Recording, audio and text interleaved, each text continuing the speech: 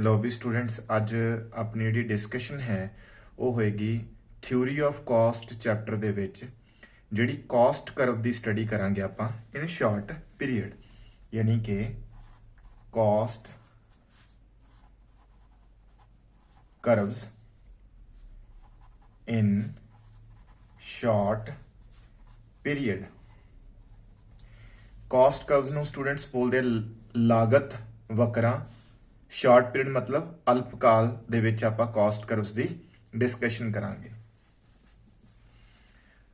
सो सब तो पहला ਇਹ ਦੱਸ ਦਈਏ कि शॉर्ट पीरियड ਦੇ ਵਿੱਚ ਜਿਹੜੀ ਤੁਹਾਡੀ टोटल कॉस्ट है यानी कि कुल लागत है ਜਿਹੜੀ टोटल कॉस्ट है वो फिक्स्ड कॉस्ट यानी कि स्थिर लागत ते जिहड़ी सोडी वेरीएबल कॉस्ट है इन्हां दोनों का जोड़ होएगी। यानी कि जिहड़ी सोडी टोटल कॉस्ट नूं असीं बोलदे हां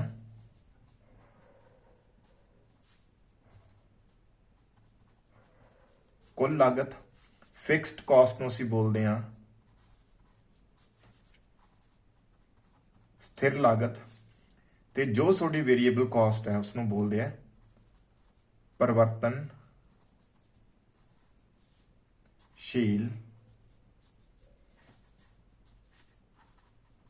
लागत। ठीक है जी। तो स्टूडेंट्स टोटल कॉस्ट दा होर एनालिसिस करने वास्ते असी पहला फिक्स्ड कॉस्ट ते वेरीएबल कॉस्ट नूं डिटेल च डिस्कस करांगे। सब तो पहली साडी जिहड़ी डिस्कशन है वो फिक्स्ड कॉस्ट ते होएगी यानी कि स्थिर लागत ते होएगी।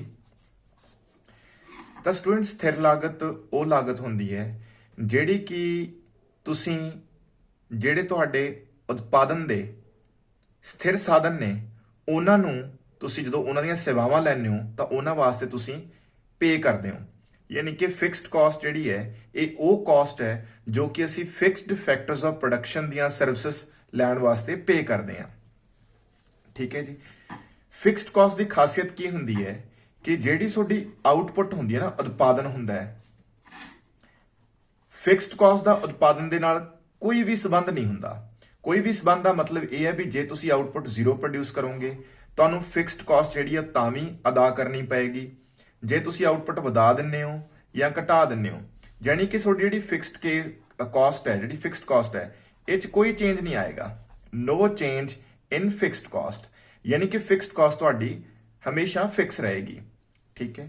इहदी एग्जाम्पल हुंदी है स्टूडेंट्स की जिहड़ी तुसीं सैलरी दिंदे हो यानी कि फॉर एग्जाम्पल सैलरी टू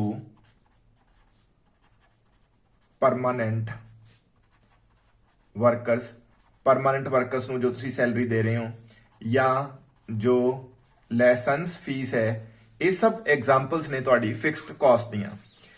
तो असीं एक टेबल बनावांगे एक तालिका बनावांगे उस तालिका दे विच मैं तुहानूं समझाउण दी कोशिश करूँगा। क्यू का मतलब सोडी आउटपुट है और FC मतलब सोडी फिक्स्ड कॉस्ट स्थिर लागत। अगर तुसीं जीरो यानी कुछ भी प्रोड्यूस नहीं कर रहे तां भी तुहानूं जिहड़ी फिक्स्ड कॉस्ट है वो पे करनी पैंदी है। अगर तुसीं 1 यूनिट प्रोड्यूस कर रहे हो तां भी तुहाडी फिक्स्ड कॉस्ट 10 है, 2 यूनिट प्रोड्यूस करोगे तां भी फिक्स्ड कॉस्ट 10 है, 3 प्रोड्यूस करोगे तां भी 10 है, 4 यूनिट प्रोड्यूस करोगे तां भी 10 है। मतलब जिहड़ी सोडी फिक्स्ड कॉस्ट है उहदे विच कोई परिवर्तन नहीं आएगा। आउटपुट वधा दो या घटा दो सोडी फिक्स्ड कॉस्ट जिहड़ी है वो सेम ही रहेगी। ठीक है। अगर तुसीं इसदी कर्व की गल करोगे तो स्टूडेंट्स इसदी कर्व कुछ इस तरह बनती है। इस हिस्से दे विच इस साइड तुसीं वाई एक्सिस ते लिख दो फिक्स्ड कॉस्ट और इत्थे थोड़ी आ जाएगी जी आउटपुट। ठीक है। क्लीयर। आउटपुट का 1 यूनिट 2 यूनिट 3 यूनिट ते 4 पर थोड़ी जी फिक्स्ड कॉस्ट और 10 ही है। जो तुसीं 1 यूनिट प्रोड्यूस करें तां भी 10 है जी, 2 यूनिट प्रोड्यूस कर रहे हो तां भी 10 है, 3 यूनिट प्रोड्यूस कर रहे हो तां भी 10 है, 4 यूनिट प्रोड्यूस कर रहे हो तां भी 10 है। इन दिस वे स्टूडेंट्स थोड़ी जी फिक्स्ड कॉस्ट है ना वो एक हॉरिजोंटल जिहड़ी कर्व आ वो बन चुकी है। ठीक है जी। ये सी स्टूडेंट्स थोड़ा फिक्स्ड कॉस्ट। उस तो नैक्सट असीं थोड़ी जिहड़ी परिवर्तनशील लागत हैगी है उहदे उपर डिस्कशन करांगे।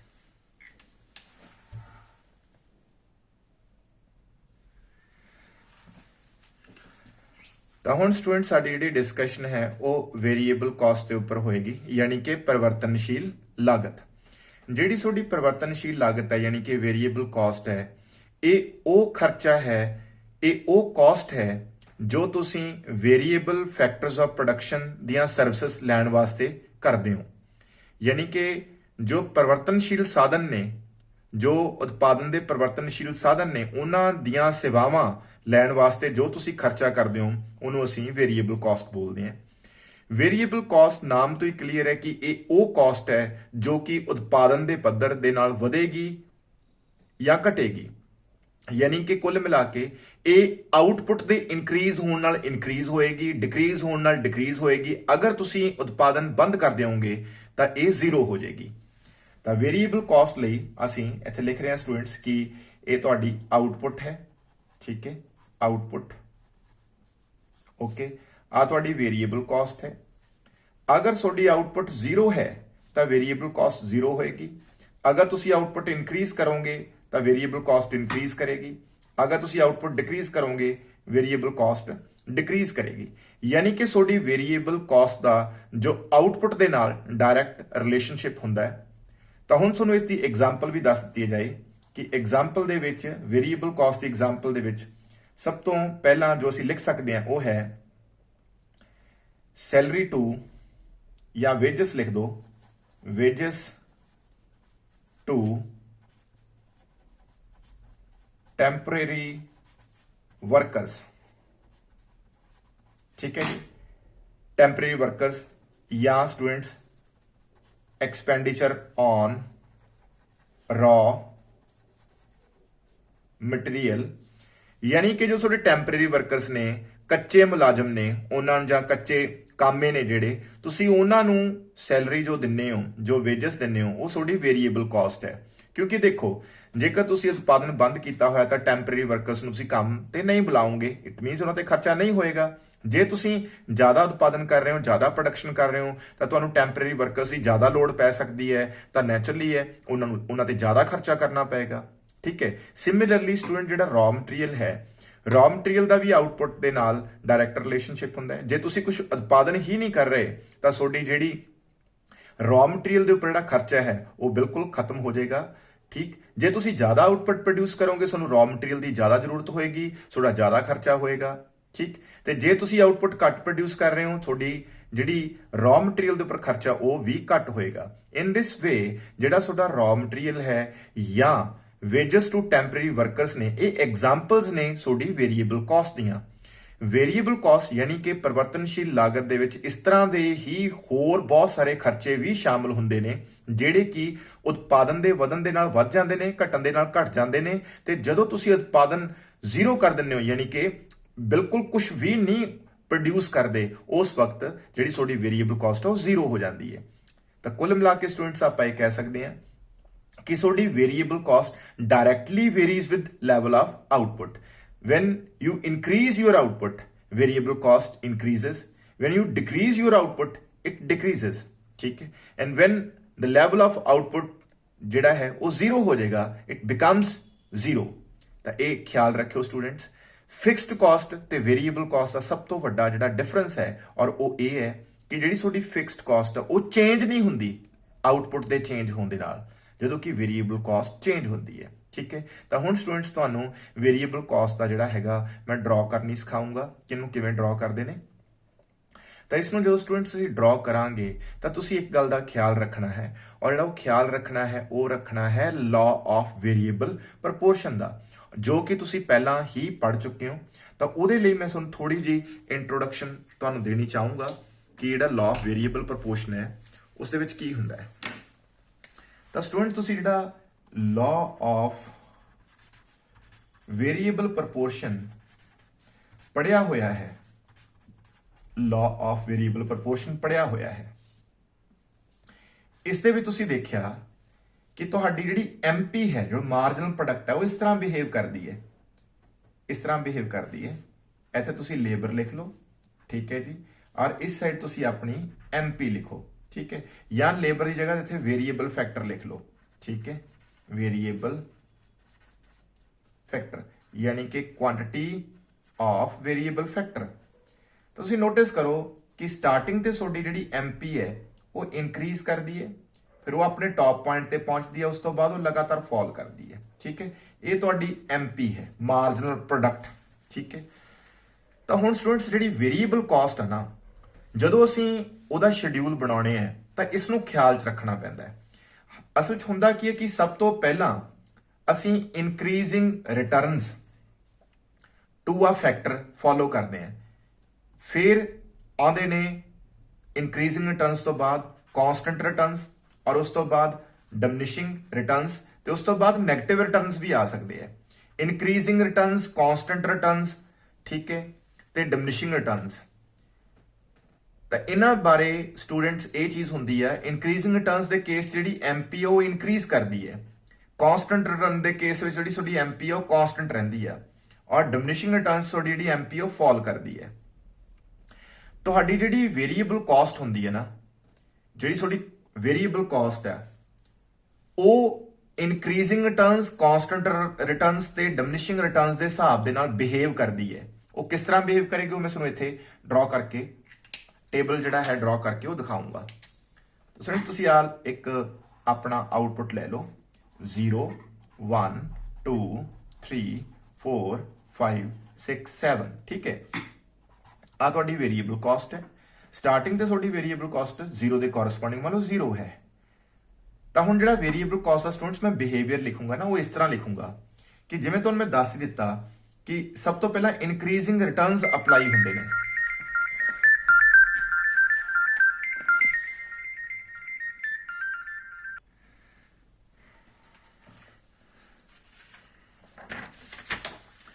ਤਾਂ ਸਟੂਡੈਂਟਸ ਆਪਾਂ ਡਿਸਕਸ ਕਰ ਰਹੇ ਸੀਗੇ ਕਿ ਵੇਰੀਏਬਲ ਕਾਸਟ ਦਾ ਆਪਾਂ ਸ਼ਡਿਊਲ ਬਣਾ ਰਹੇ ਹਾਂ, ਵੇਰੀਏਬਲ ਕਾਸਟ ਦੀ ਆਪਾਂ ਸਾਰਣੀ ਬਣਾ ਰਹੇ ਹਾਂ।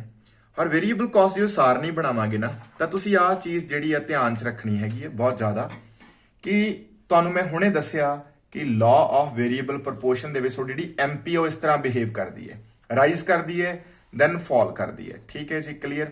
ਤਾਂ ਬੇਸਿਕਲੀ ਸਟੂਡੈਂਟਸ ਇਹ 3 ਫੇਜ਼ ਹੁੰਦੇ ਨੇ। ਤਾਂ ਸਭ ਤੋਂ ਪਹਿਲਾ ਫੇਜ਼ ਇਨਕਰੀਜ਼ਿੰਗ ਰਿਟਰਨਸ ਦਾ, ਦੂਸਰਾ ਫੇਜ਼ ਕਾਂਸਟੈਂਟ ਰਿਟਰਨਸ ਦਾ, ਤੀਸਰਾ ਫੇਜ਼ ਡਿਮਿਨਿਸ਼ਿੰਗ ਰਿਟਰਨਸ ਦਾ।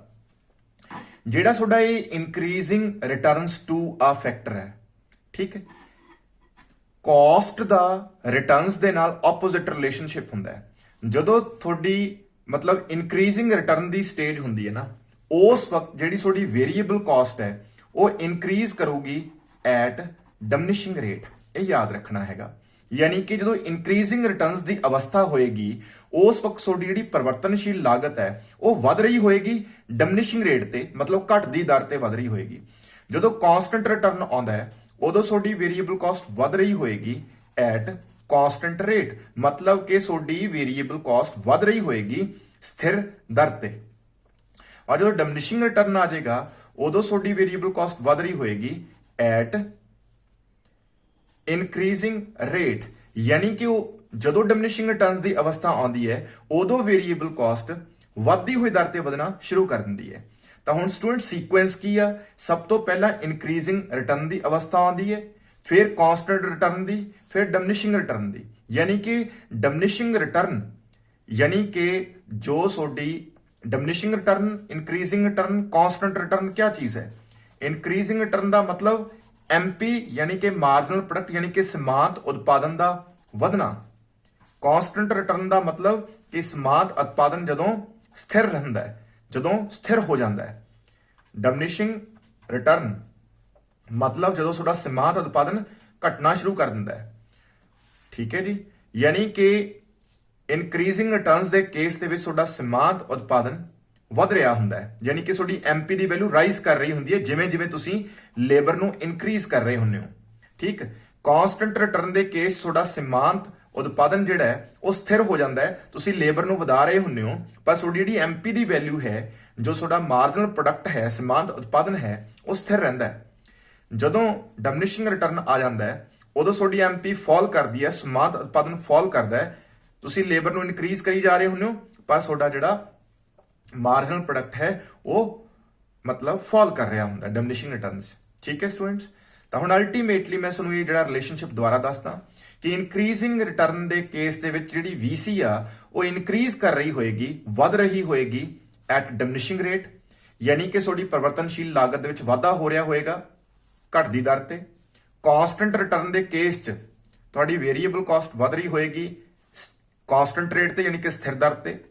ਡਿਮਿਨਿਸ਼ਿੰਗ ਰਿਟਰਨ ਦੇ ਕੇਸ ਦੇ ਵਿੱਚ ਤੁਹਾਡੀ ਵੇਰੀਏਬਲ ਕਾਸਟ ਵਧ ਰਹੀ ਹੋਏਗੀ ਐਟ ਇਨਕਰੀਜ਼ਿੰਗ ਰੇਟ, ਮਤਲਬ ਵੱਧਦੀ ਹੋਈ ਦਰ ਤੇ। ਠੀਕ ਹੈ ਜੀ, ਇਸ ਚੀਜ਼ ਨੂੰ ਧਿਆਨ 'ਚ ਰੱਖਦੇ ਹੋਏ ਸਟੂਡੈਂਟ ਸਭ ਤੋਂ ਪਹਿਲਾਂ ਮੈਂ ਵੇਰੀਏਬਲ ਕਾਸਟ ਨੂੰ ਡਿਮਿਨਿਸ਼ਿੰਗ ਰੇਟ ਤੇ ਇਨਕਰੀਜ਼ ਕਰੂੰਗਾ, ਦੈਨ ਕਾਂਸਟੈਂਟ ਰੇਟ ਤੇ, ਫਿਰ ਇਨਕਰੀਜ਼ਿੰਗ ਰੇਟ ਤੇ, ਮਤਲਬ ਪਹਿਲਾਂ ਘਟਦੀ ਦਰ ਤੇ ਵਧਾਵਾਂਗੇ, ਫਿਰ ਅਸੀਂ ਸਥਿਰ ਦਰ ਤੇ ਫਿਰ ਅਸੀਂ ਵਧਾਵਾਂਗੇ ਉਹਨੂੰ ਵੱਧਦੀ ਦਰ ਤੇ। ਠੀਕ ਹੈ ਜੀ, ਲਓ ਜੀ। ਤਾਂ ਦੇਖੋ ਸਟੂਡੈਂਟਸ, ਪਹਿਲਾਂ ਮੈਂ ਵੈਲਿਊ ਲੈ ਰਿਹਾ 10। ਹੁਣ ਮੈਂ ਘਟਦੀ ਦਰ ਤੇ ਵਧਾਉਣਾ ਨਾ, ਹੁਣ ਮੈਂ 10 ਨਾਲ ਇਨਕਰੀਜ਼ ਕੀਤਾ, ਹੁਣ ਮੈਂ 8 ਨਾਲ ਇਨਕਰੀਜ਼ ਕਰਕੇ 18 ਤੇ ਲੈ ਜਾਊਂਗਾ। ਠੀਕ, ਹੁਣ ਮੈਂ 6 ਨਾਲ ਇਨਕਰੀਜ਼ ਕਰੂੰਗਾ ਤਾਂ ਇਹ 24 ਤੇ ਪਹੁੰਚ ਗਈ। ਠੀਕ, ਹੁਣ ਮੈਂ 4 ਨਾਲ ਇਨਕਰੀਜ਼ ਕਰ ਰਿਹਾ 28 ਤੇ, ਹੁਣ ਮੈਂ ਫਿਰ 4 ਨਾਲ ਇਨਕਰੀਜ਼ ਕੀਤਾ। ਜਦੋਂ ਮੈਂ 4 ਨਾਲ ਇਨਕਰੀਜ਼ ਕਰ ਰਿਹਾ ਤਾਂ ਇਹ ਤੁਹਾਡੀ ਹੋ ਗਈ ਕਾਂਸਟੈਂਟ ਰੇਟ। ਠੀਕ ਹੈ, 32 ਤੇ ਪਹੁੰਚ ਗਈ। ਹੁਣ ਮੈਂ ਇਨਕਰੀਜ਼ਿੰਗ ਰੇਟ ਕਰ ਦੂੰਗਾ, ਮਤਲਬ ਹੁਣ ਇਹਨੂੰ ਜ਼ਿਆਦਾ ਸਪੀਡ ਤੇ ਵਧਾਉਣਾ ਸ਼ੁਰੂ ਕਰ ਦੂੰਗਾ। 32, ਹੁਣ ਮੈਂ 6 ਐਡ ਕਰੂੰਗਾ। 38, ਹੁਣ ਮੈਂ 8 ਐਡ ਕਰੂੰਗਾ। ਠੀਕ, 46, ਤਾਂ ਹੁਣ ਮੈਂ 10 ਐਡ ਕਰ ਦੇਣਾ ਹੈ ਕਿ 56 ਹੋ ਗਏ। ਯਾਨੀ ਕਿ ਅਗਰ ਤੁਸੀਂ ਨੋਟਿਸ ਕਰੋ ਤਾਂ ਤੁਹਾਡੀ ਵੇਰੀਏਬਲ ਕਾਸਟ ਇੱਥੋਂ ਲੈ ਕੇ ਤੱਕ ਜਿਹੜੀ ਹੈਗੀ ਹੈ ਉਹ ਡਿਮਿਨਿਸ਼ਿੰਗ ਰੇਟ ਤੇ ਇਨਕਰੀਜ਼ ਕਰ ਰਹੀ ਹੈ। ਠੀਕ ਹੈ, ਵੇਰੀਏਬਲ ਕਾਸਟ ਇਨਕਰੀਜ਼ ਕਰ ਰਹੀ ਹੈ ਡਿਮਿਨਿਸ਼ਿੰਗ ਰੇਟ ਤੇ। ਇੱਥੋਂ ਲੈ ਕੇ ਤੱਕ ਤੁਸੀਂ ਦੇਖਿਆ ਕਿ ਤੁਹਾਡੀ ਜਿਹੜੀ ਵੇਰੀਏਬਲ ਕਾਸਟ ਆ ਉਹ ਇਨਕਰੀਜ਼ ਕਰ ਰਹੀ ਆ ਸਥਿਰ ਦਰ ਤੇ, ਔਰ ਇੱਥੋਂ ਤੁਸੀਂ ਦੇਖਿਆ ਕਿ ਤੁਹਾਡੀ ਜਿਹੜੀ ਇਨਕਰੀਜ਼ਿੰਗ ਰੇਟ ਤੇ ਇਨਕਰੀਜ਼ ਕਰ ਰਹੀ ਆ ਵੇਰੀਏਬਲ ਕਾਸਟ। ਠੀਕ ਹੈ ਜੀ, ਤਾਂ ਸਟੂਡੈਂਟਸ ਹੁਣ ਤੁਸੀਂ ਦੀ ਡਾਇਗਰਾਮ ਜਿਹੜੀ ਹੈ ਉਹ ਡਰਾ ਕਰਨੀ ਹੈਗੀ ਹੈ। ਠੀਕ ਹੈ, ਡਾਇਗਰਾਮ ਡਰਾ ਕਰਨ ਦੇ ਲਈ ਤੁਸੀਂ ਕੀ ਕਰਨਾ ਹੋਏਗਾ, ਇਸ ਸਾਈਡ ਤੁਹਾਡੇ ਕੋਲੇ ਆਊਟਪੁੱਟ ਆ ਜਾਏਗੀ ਔਰ ਇਸ ਸਾਈਡ ਤੁਹਾਡੇ ਕੋਲੇ ਵੇਰੀਏਬਲ ਕਾਸਟ ਆ ਜਾਏਗੀ। ਠੀਕ ਹੈ ਜੀ, ਕਲੀਅਰ ਸਟੂਡੈਂਟਸ। ਤਾਂ ਹੁਣ ਸਟੂਡੈਂਟ ਤੁਸੀਂ ਸਭ ਤੋਂ ਪਹਿਲਾਂ ਤੁਸੀਂ ਪਲਾਟ ਕਰ ਸਕਦੇ ਹੋ। ਮੈਂ ਪਲਾਟ ਨਹੀਂ ਕਰੂੰਗਾ, ਮੈਂ ਫ੍ਰੀ ਹੈਂਡ ਡਰਾ ਕਰੂੰਗਾ। ਤਾਂ ਡਿਮਿਨਿਸ਼ਿੰਗ ਰੇਟ ਤੇ ਆਪਾਂ ਇਨਕਰੀਜ਼ ਕਰਨਾ ਪਹਿਲਾਂ ਸਟੂਡੈਂਟਸ। ਠੀਕ ਹੈ, ਤਾਂ ਜਦੋਂ ਕੋਈ ਚੀਜ਼ ਡਿਮਿਨਿਸ਼ਿੰਗ ਰੇਟ ਤੇ ਇਨਕਰੀਜ਼ ਕਰਦੀ ਹੈ ਨਾ ਤਾਂ ਉਹ ਇਸ ਤਰ੍ਹਾਂ ਬਿਹੇਵ ਕਰਦੀ ਹੁੰਦੀ ਹੈ ਉਹ ਕਰਵ, ਕਿਉਂਕਿ ਵੇਰੀਏਬਲ ਕਾਸਟ ਸਟਾਰਟ ਇੱਥੋਂ ਹੀ ਹੋਏਗੀ। ਤਾਂ ਡਿਮਿਨਿਸ਼ਿੰਗ ਰੇਟ ਤੇ ਇਹ ਇਸ ਤਰ੍ਹਾਂ ਜਾਏਗੀ, ਇਸ ਤਰ੍ਹਾਂ ਇਹ ਡਿਮਿਨਿਸ਼ਿੰਗ ਰੇਟ ਹੋ ਗਿਆ। ਡਨ। ਤਾਂ ਫਿਰ ਸਟੂਡੈਂਟਸ ਇਹ ਵਾਲਾ ਹੋ ਗਿਆ ਕਾਂਸਟੈਂਟ ਰੇਟ ਤੇ ਬਿਲਕੁਲ ਸਿੱਧੀ ਰੇਖਾ ਬਣ ਜਾਏਗੀ, ਬਿਲਕੁਲ ਸਿੱਧੀ ਰੇਖਾ ਸਟ੍ਰੇਟ। ਡਨ। ਠੀਕ ਹੈ ਜੀ, ਕਲੀਅਰ ਨਾ, ਸਟ੍ਰੇਟ। ਉਸ ਤੋਂ ਬਾਅਦ ਜਦੋਂ ਇਹ ਇਨਕਰੀਜ਼ਿੰਗ ਰੇਟ ਤੇ ਇਨਕਰੀਜ਼ ਕਰੇਗੀ ਨਾ ਤਾਂ ਉਦੋਂ ਇਹ ਕੁਝ ਇਸ ਤਰ੍ਹਾਂ ਬਿਹੇਵ ਕਰੇਗੀ, ਇਸ ਤਰ੍ਹਾਂ। ਠੀਕ ਹੈ, ਇਹ ਤੁਹਾਡੀ VC ਬਣ ਗਈ ਜੀ। ਠੀਕ ਹੈ ਸਟੂਡੈਂਟਸ, ਤਾਂ ਇਹਦੇ 3 ਫੇਸ ਬਣਾਏ ਆਪਾਂ। ਇੱਥੇ ਇਹ ਡਿਮਿਨਿਸ਼ਿੰਗ ਰੇਟ ਤੇ ਇਨਕਰੀਜ਼ ਕਰ ਰਹੀ ਹੈ, ਇੱਥੇ ਇਹ ਕਾਂਸਟੈਂਟ ਰੇਟ ਤੇ ਇਨਕਰੀਜ਼ ਕਰ ਰਹੀ ਹੈ, ਔਰ ਇੱਥੇ ਇਹ ਇਨਕਰੀਜ਼ਿੰਗ ਰੇਟ ਤੇ ਇਨਕਰੀਜ਼ ਕਰ ਰਹੀ ਹੈ। ਠੀਕ ਹੈ, ਤਾਂ ਇਹ VC ਦੀ ਤੁਹਾਡੀ ਜਿਹੜੀ ਸ਼ੇਪ ਹੈ, ਕਲੀਅਰ। ਸਟਾਰਟਿੰਗ ਤੇ ਇਹ ਕਨਕੇਵ ਹੋਏਗੀ, ਫਿਰ ਸਟ੍ਰੇਟ ਲਾਈਨ, ਫਿਰ ਦੈਨ ਕਨਵੈਕਸ ਹੁੰਦੀ ਹੈ। ਠੀਕ ਹੈ ਸਟੂਡੈਂਟਸ, ਤਾਂ ਇਹ ਸੀਗਾ VC। ਤਾਂ ਹੁਣ ਅਸੀਂ ਦੋਨਾਂ ਨੂੰ ਕਲੱਬ ਕਰਕੇ ਯਾਨੀ ਕਿ ਜੋੜ ਕੇ VC ਤੇ FC ਨੂੰ ਜੋੜ ਕੇ ਅਸੀਂ ਤੁਹਾਨੂੰ ਜਿਹੜੀ ਟੋਟਲ ਕਾਸਟ ਹੈ ਉਹਦੀ ਕੰਸਟਰਕਸ਼ਨ ਸਿਖਾਉਂਗਾ।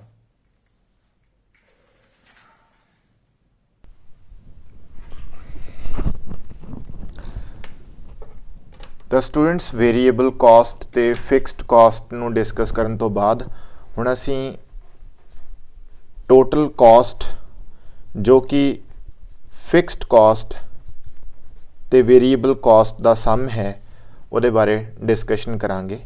ਯਾਨੀ ਕਿ ਹੁਣ ਮੈਂ ਤੁਹਾਨੂੰ ਟੋਟਲ ਕਾਸਟ ਯਾਨੀ ਕਿ ਕੁੱਲ ਲਾਗਤ ਨੂੰ ਡਰਾ ਕਰਕੇ ਦਿਖਾਊਂਗਾ। ਟੋਟਲ ਕਾਸਟ ਦਾ ਪਹਿਲਾਂ ਆਪਾਂ ਸ਼ਡਿਊਲ ਡਿਸਕਸ ਕਰਾਂਗੇ। ਠੀਕ ਹੈ ਜੀ, ਤਾਂ ਦੇਖੋ ਵੀ ਸਟੂਡੈਂਟਸ ਇਹ ਤੁਹਾਡੀ ਹੋ ਗਈ ਇੱਥੇ ਆਊਟਪੁੱਟ।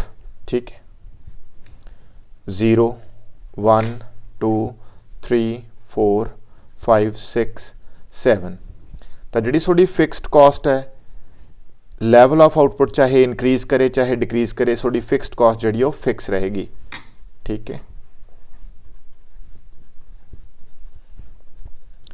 ਤੇ ਵੇਰੀਏਬਲ ਕਾਸਟ ਸਟੂਡੈਂਟਸ ਜਿਵੇਂ ਪਿੱਛੇ ਆਪਾਂ ਡਿਸਕਸ ਕੀਤਾ ਕਿ 0 ਲੈਵਲ ਆਫ ਆਊਟਪੁੱਟ ਦੇ ਕੋਰਸਪੋਂਡਿੰਗ 0 ਹੋਏਗੀ, ਫਿਰ 10, ਫਿਰ 18 ਆਪਾਂ ਡਿਸਕਸ ਕੀਤਾ ਸੀ, ਫਿਰ 24 28 32 38 46 ਤੇ ਲਾਸਟ ਵਨ ਵੀ ਤੁਸੀਂ ਜਿਹੜਾ ਹੈ ਉਹ ਦੇਖ ਲਓ। 8 ਦੇ ਕੋਰਸਪੋਂਡਿੰਗ ਫਿਕਸਡ ਕਾਸਟ ਤਾਂ ਆਪਣੀ 10 ਹੀ ਰਹੇਗੀ ਔਰ ਵੇਰੀਏਬਲ ਕਾਸਟ 56। ਉਹੀ ਪੁਰਾਣਾ ਸ਼ਡਿਊਲ ਜੋ ਮੈਂ ਪਿੱਛੇ ਫਿਕਸਡ ਕਾਸਟ ਤੇ ਵੇਰੀਏਬਲ ਕਾਸਟ ਦਾ ਡਿਸਕਸ ਕੀਤਾ ਉਹਨਾਂ ਨੂੰ ਮੈਂ ਹੁਣ ਕੰਬਾਈਨ ਕਰ ਰਿਹਾ। ਤਾਂ ਹੁਣ ਜਿਹੜੀ ਟੋਟਲ ਕਾਸਟ ਹੈ ਉਹ ਦੋਨਾਂ ਦਾ ਸਮੇਸ਼ਨ ਹੈ। ਸੋ ਜ਼ੀਰੋ ਲੈਵਲ ਆਫ ਆਊਟਪੁੱਟ ਦੇ ਕੋਰਸਪੋਂਡਿੰਗ ਜਿਹੜੀ ਟੋਟਲ ਕਾਸਟ ਹੈ ਉਹ 10 + 0 10 ਆਏਗੀ। ठीक है, तो स्टूडेंट्स ये समझ लो कि जीरो लैवल ऑफ आउटपुट के सामने जी थोड़ी टोटल कॉस्ट है वो थोड़ी फिक्सड कॉस्ट नू ही शो कर रही है। ठीक है, उस तो बाद 20 10 ते 18 28 हो गए, फिर 34 38 42 उस तो बाद 48 56 66। ठीक है स्टूडेंट्स, इन दिस वे तुहाडे कोल जिहड़ी TC है टोटल कॉस्ट है उहदा आपां जिहड़ा शेड्यूल है वो तैयार कीता। ठीक, इस तो बाद जिहड़ी टोटल कॉस्ट है उसकी आपां जिहड़ी डायग्राम है वो ड्रॉ करांगे। ठीक है, डायग्राम दे लई स्टूडेंट सब तो पहला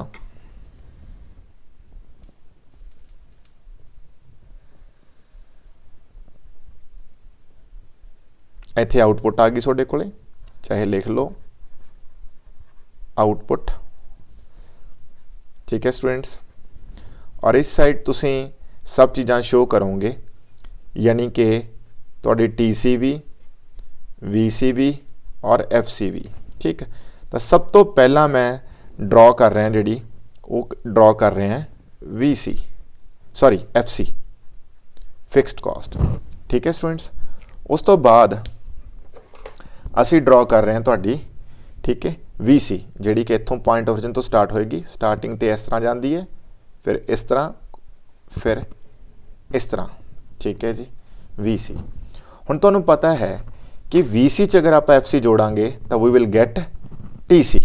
ठीक है, तो हुण जिहड़ी साडी TC है वो स्टार्ट कित्थों होएगी, इस पॉइंट तो स्टार्ट होएगी। ठीक है, तो स्टार्ट हो रही है स्टूडेंट्स ना, इत्थों स्टार्ट होएगी in this way, in this way, ये साडी TC है।